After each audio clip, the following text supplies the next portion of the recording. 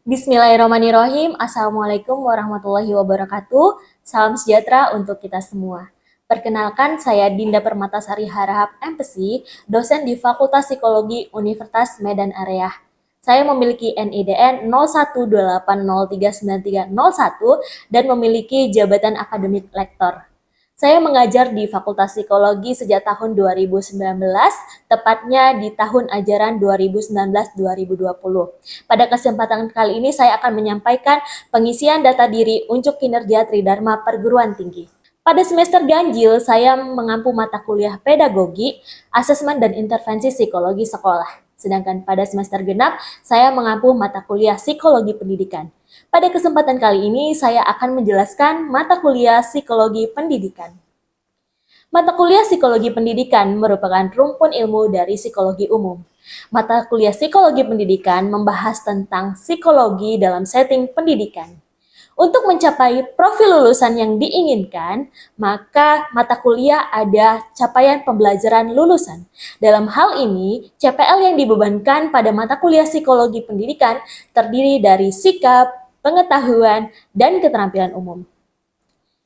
Untuk CPL yang dibebankan pada mata kuliah psikologi pendidikan pada komponen sikap yaitu 1.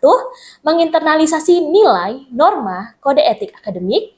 2. Menunjukkan sikap bertanggung jawab atas pekerjaan secara mandiri.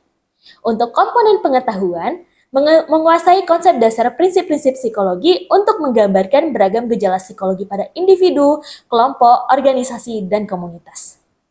Sedangkan untuk aspek keterampilan umum, yaitu mampu menerapkan pemikiran logis, sistematis, dan inovatif dalam konteks pengembangan dan implementasi ilmu pengetahuan dan teknologi yang memperhatikan dan menerapkan nilai humaniora sesuai dengan bidang keahliannya.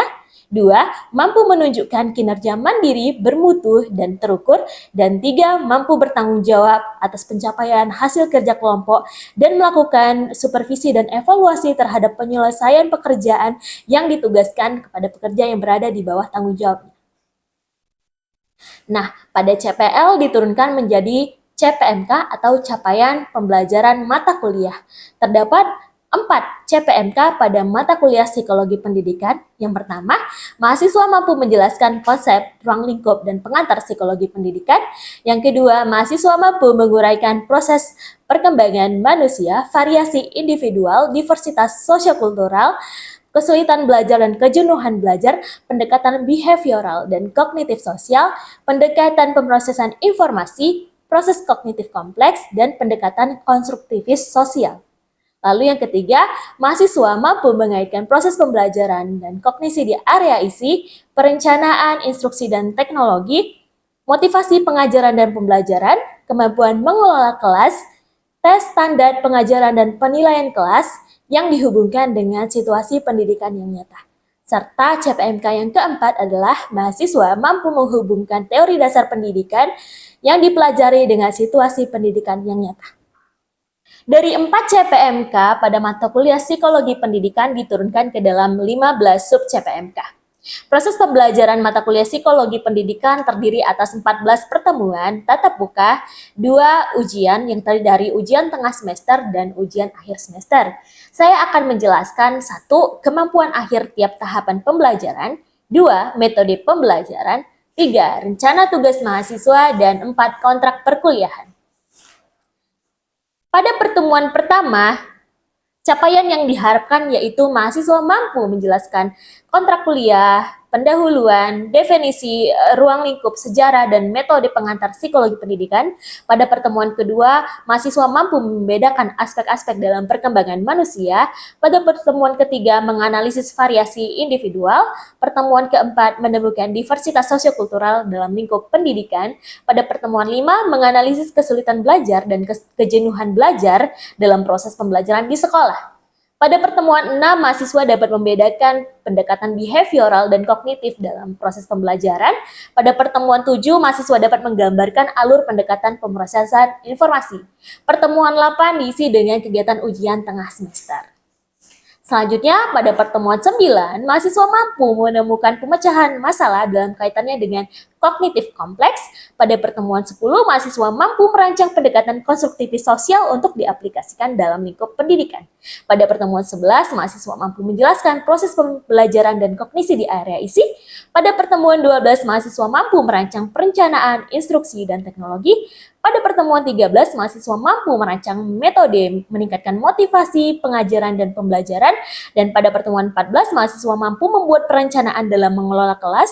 Pada pertemuan 15, mahasiswa mampu menjelaskan tes, pengajaran, dan penilaian standar. Serta pada pertemuan 16 diisi dengan ujian akhir semester. Metode pembelajaran dalam perkuliahan mata kuliah psikologi pendidikan yaitu menstimulasi kemampuan tingkat berpikir tinggi mahasiswa atau higher order thinking skill atau HOTS. Ini menggunakan sistem student centered learning. Adapun diantaranya adalah 1.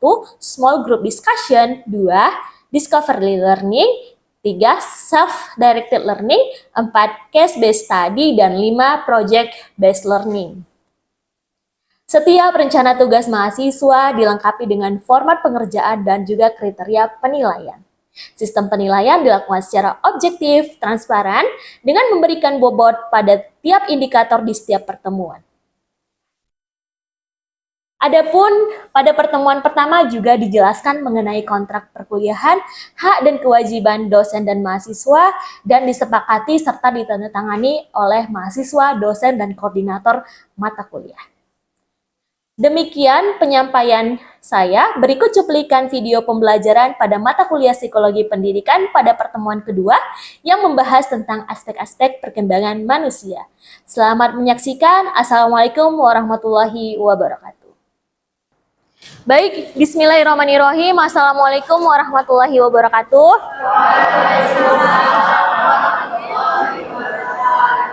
Selamat pagi semuanya. Gimana kabarnya? Baik. Alhamdulillahirrahmanirrahim. Syukur kepada Allah Subhanahu wa taala, Tuhan Yang Maha Esa, atas nikmatnya kita bisa berkumpul pada perkuliahan pada hari ini. Sebelum kita mulai, marilah kita berdoa dulu ya. Berdoa dimulai.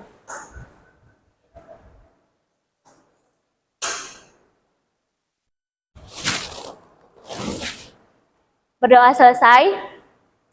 Oke, sebelum masuk ke materi pada pertemuan kedua, kita akan review dulu ya. Pada pertemuan pertama kemarin, apa yang kita pelajari teman-teman? Boleh angkat tangannya kalau mau berbicara? Silakan. Pada pertemuan pertama, kita membahas tentang intensitas sosial kultural. Pada pertemuan pertama, pengantar psikologi pendidikan ya. Apa yang dibahas? Tentang bagaimana cara kita, bagaimana peran psikologi pendidikan dalam mengajar. Oke. Mahasiswa atau murid SD atau SMP. Oke, bagaimana peran psikologi dalam setting pendidikan gitu ya, baik dari tingkat dari TK, SD, SMP, SMA hingga perguruan tinggi. Oke, terima kasih Agung. Ada yang lain? Apa yang kita pelajari tentang pengantar psikologi pendidikan?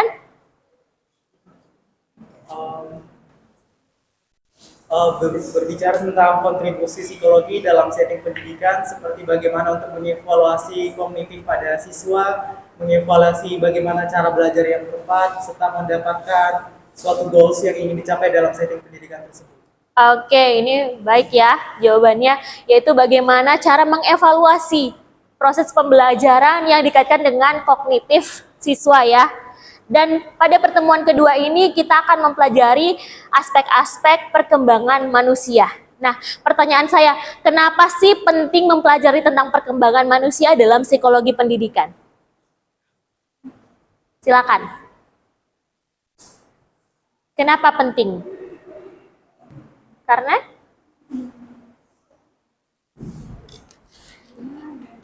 Oke. Karena dengan mengetahui perkembangan manusia, kita tahu cara mengajar yang tepat sesuai dengan perkembangan manusia. Oke, pada kesempatan kali ini kita akan mempelajari nih, apa sih pengertian dari perkembangan manusia, proses dan periodenya seperti apa, Developmental isu apa saja sih yang ada dalam proses perkembangan manusia dan hubungannya dengan proses pendidikan. Nah, apa yang teman-teman pikirkan ketika mendengar kata human development atau perkembangan manusia? Teman-teman ini berkembang nggak? Berkembang dari mana? Fisik, kognitif, oke, emosi, bahasa. Perkembangan itu dimulai dari sejak kapan sih teman-teman? Baik. Perkembangan itu sesungguhnya dimulai dari sejak nih.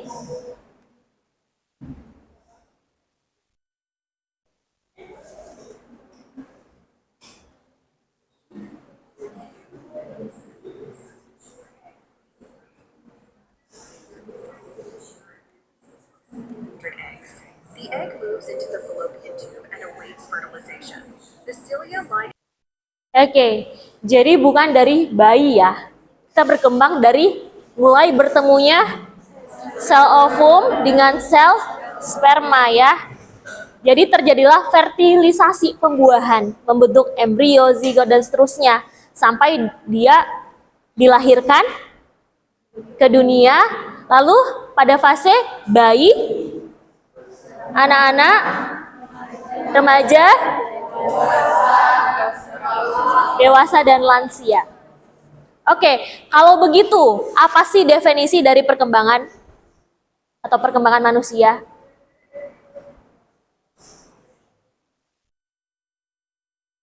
Dari video itu, definisi perkembangan manusia itu apa? Ada proses apa yang terjadi? Apakah terjadi ini?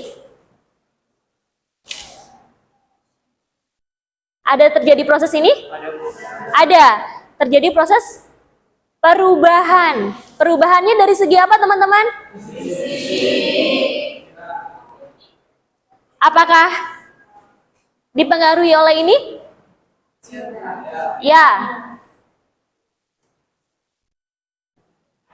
Ada kematangan di sana? Ada. Oke. Berikut adalah 8 fakta tentang perkembangan manusia.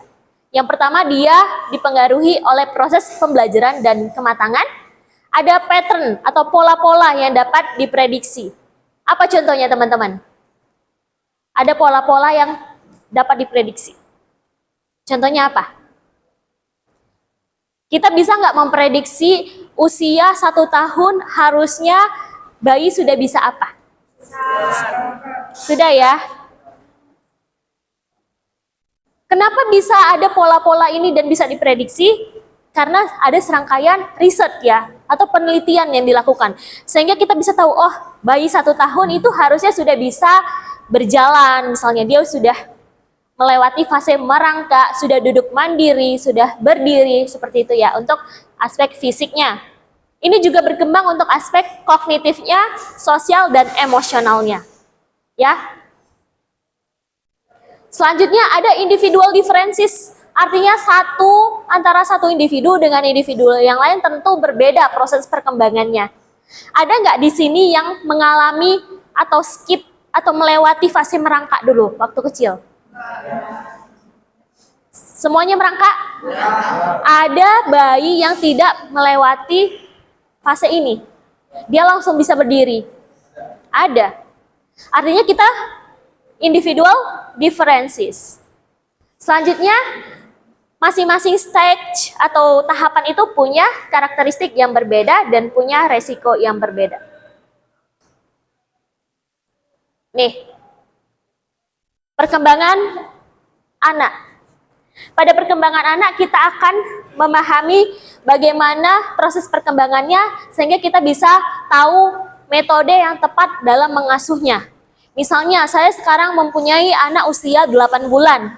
Ya, 8 bulan itu harusnya anak sudah bisa apa gitu. Kita harus tahu developmental milestone. Harusnya usia segitu anak sudah bisa apa. Dan kita harusnya khawatir atau worry ketika anak tidak mencapai milestone itu. Misalnya 8 bulan dia belum bisa ngapain? Merangkak. Ya, berarti harus ada stimulasi yang kita berikan. Anak saya 8 bulan dia sudah duduk sendiri, sudah merangkak, bahkan dia sudah berdiri sendiri dan berjalan seperti ini. Seperti ini. Usia 5 bulan dia sudah army crawling. Army crawling itu merayap seperti tentara. Ya. Merangkak itu kan dia butuh topangan yang lebih tinggi. So, apa yang saya lakukan? Saya melakukannya stimulasi. Karena usianya tinggi, maka dia harusnya bisa merangkak. Sekarang dia sudah bisa merangkak dengan posisi mengangkat badan lebih tinggi, seperti itu. Yang dilakukan adalah stimulasi. Kalau kita tahu developmental milestone-nya, kemampuan apa yang ia kuasai pada usia segitu, maka kita akan tahu metode yang tepat untuk menstimulasinya. Ini juga berlaku untuk usia TK, SD, SMP, SMA, perguruan tinggi. Kalau kita tahu aspek-aspek apa aja yang harusnya sudah berkembang pada tiap fase itu, maka kita tahu good metode yang tepat untuk melakukan stimulasi. Kayak gitu ya.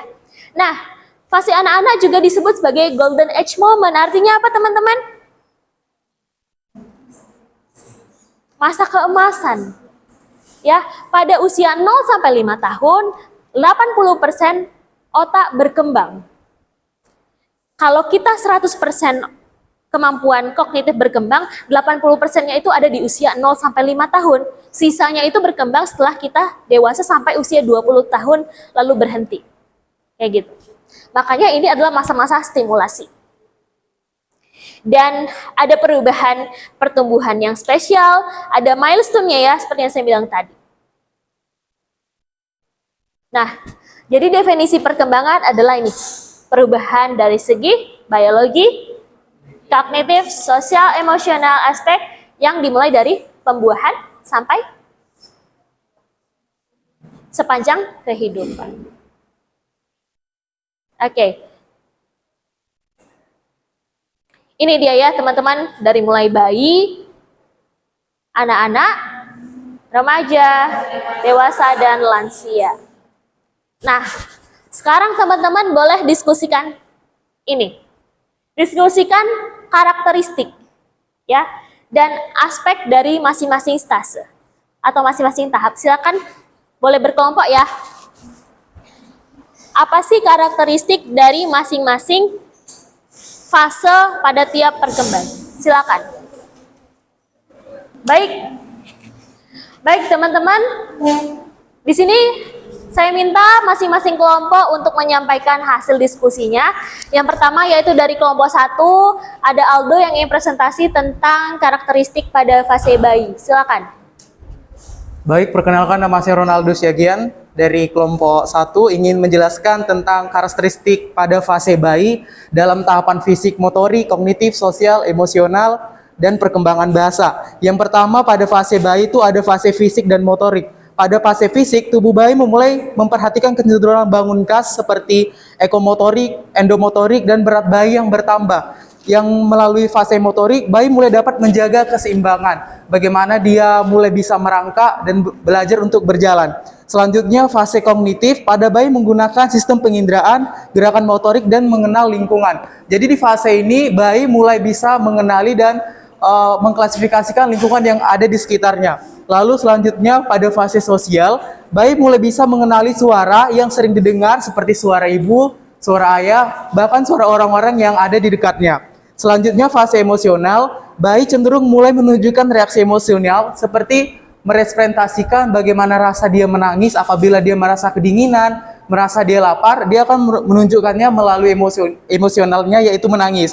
Yang selanjutnya perkembangan bahasa. Pada bayi pada usia 4 sampai dengan 6 bulan, bayi mulai dapat mengoceh, tertawa seperti menunjukkan rasa emosi. Lalu pada usia 6 bulan, bayi biasanya sudah dapat mengenali dan menikmati musik. Terima kasih. Baik, kita aplaus ya kelompok 1. Silakan duduk. Baik, tadi kelompok 1 sudah menjelaskan ya pada fase bayi dari mulai perkembangan fisiknya sampai perkembangan bahasanya. Selanjutnya yaitu kelompok 2 yaitu fase anak-anak, akan dijelaskan oleh Fatimah. Silakan. Perkenalkan, nama saya Fatimah Zahra.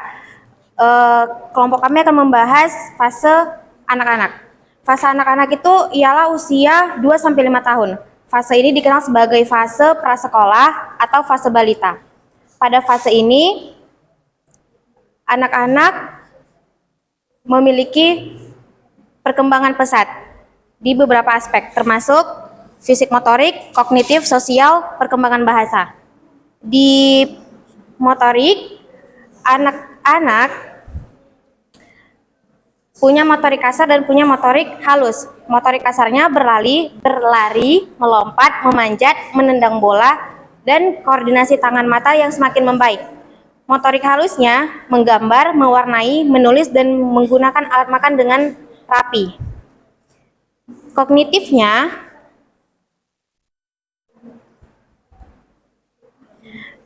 anak-anak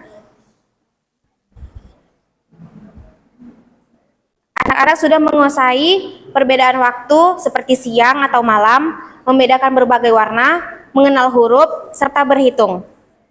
Ketika orang dewasa menyebut sebuah benda, anak dapat menunjukkannya. Anak-anak juga sudah mulai mengenali nama-nama anggota tubuhnya. Di fase sosial,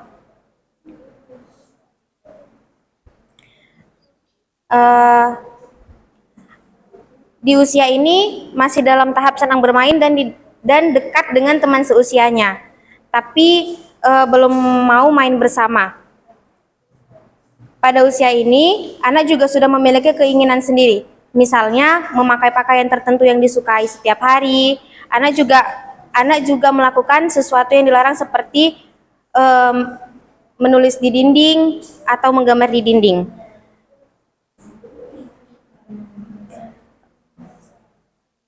Di fase perkembangan bahasa, pada usia ini, anak-anak juga sudah berbicara semakin lancar. Paling tidak pada usia 3 tahun, anak-anak juga sudah menguasai lebih dari 200 kata. Sekian, terima kasih. Oke, terima kasih, kita aplaus ya teman-teman.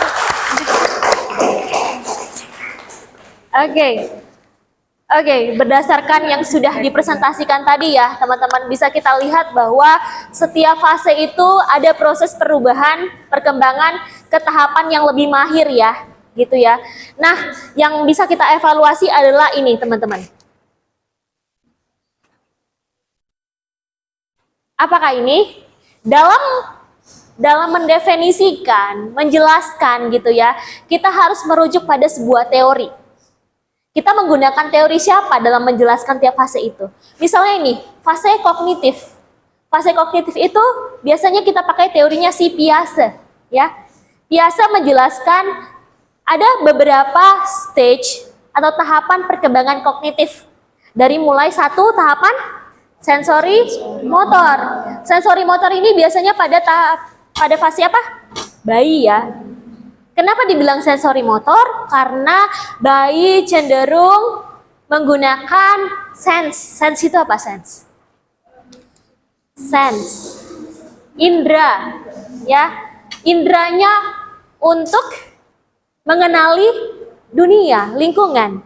Dari mulai penglihatan, visual, pendengaran, perabaan, kinestetik, penciuman, dan bahkan rasa. Ada fase apa yang terjadi di bayi? Kalau menurut teorinya Sigmund Freud, ketika dia mulai memasukkan benda-bendanya ke mulut, oral. Benar. Ya. Ini terjadi di usia 0 sampai 2 tahun. Selanjutnya tahapan apa? Praoperasional. Praoperasional ini pada usia 2 sampai 7 tahun. Biasanya ini anak TK ya. Anak TK itu ciri khasnya apa teman-teman kalau kognitifnya? Dia masih berpikir konkret ya. Belum bisa abstraksi. Anak TK tahu nggak? 2 tambah 3 berapa? 2 kali 3 berapa tahu? Enggak. Tapi kalau misalnya ini saya kasih kamu 2 bola, terus saya tambah lagi 1 bola lagi. Semua bolanya ada berapa? Itu konsep apa? Penjumlahan dalam hal yang lebih konkret.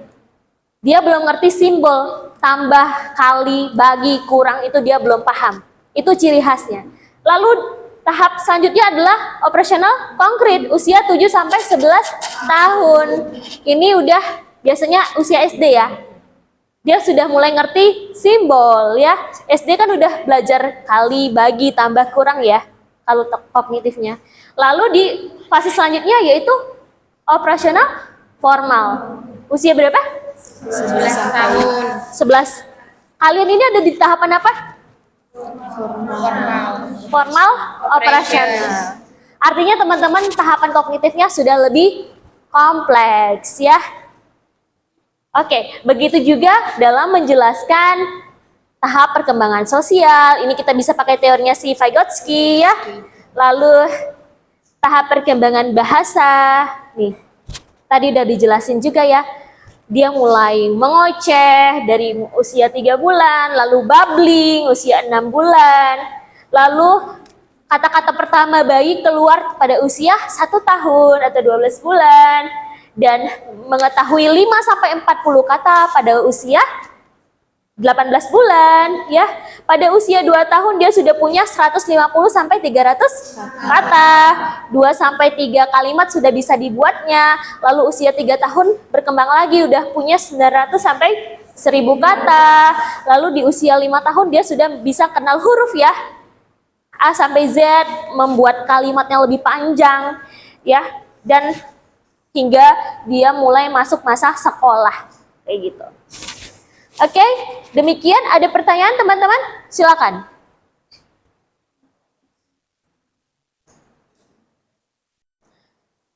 Sudah paham semuanya ya? Baik, jika sudah, marilah kita akhiri perkuliahan hari ini. Tapi sebelumnya, sesuai dengan rencana pembelajaran semester kita ada rencana tugas mandiri di pertemuan ketiga. Nanti teman-teman bisa cek di e-learning dan submit tugasnya di sana ya, teman-teman ya. Pertemuan berikutnya kita akan belajar tentang apa? Variasi individu ya, variasi individual. Nanti kita akan belajar bagaimana variasi individu berpengaruh pada proses pendidikan di dalam kelas.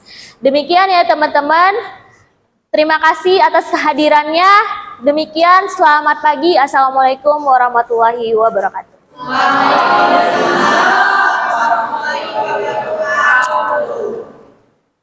Boleh tepuk tangan lah.